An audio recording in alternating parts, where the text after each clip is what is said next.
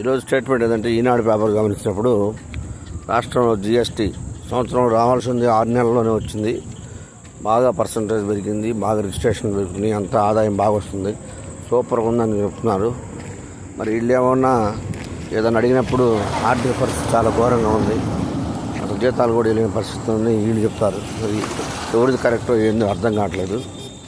ఈ రాష్ట్రంలో మరి నిజంగా చెప్పుకోవాలంటే మరి ఆదాయ వనరులు బాగానే పెరుగుతున్నట్టు అనిపిస్తున్నాయి. మరి గవర్నమెంట్ కూడా కొంచెం ఆలోచించి అందరికీ న్యాయం చేయాలని నేను కోరుకుంటున్నాను.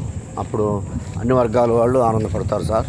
కేవలం మీరు ఫ్రీగా అందరికీ కొంత ఒక సెక్షన్ ఆఫ్ పీపుల్స్కే ఉచితం కలిగించడం వల్ల పెద్దగా ప్రయోజనం ఉండదు. ఎందుకంటే ఆల్రెడీ జగన్ పరిపాలన చూశారు.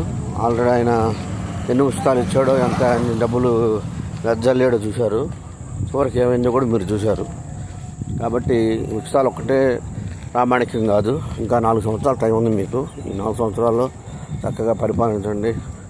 అలానే ద సేమ్ టైం మరి మిగిలిన వర్గాలు ఏవైతే ప్రజలకి పరిపాలకులకి మధ్యవర్గం గుండి పనిచేస్తున్నటువంటి ఎంప్లాయీస్ ఏవైతే ఉన్నారో వాళ్ళ విషయంలో కూడా మీరు కొంచెం కనికరించి త్వరగా రావాల్సినవి ఇవ్వండి. మా యొక్క మెప్పు కూడా పొందమని మిమ్మల్ని అభ్యర్థిస్తున్నారు. థ్యాంక్ యూ అండి.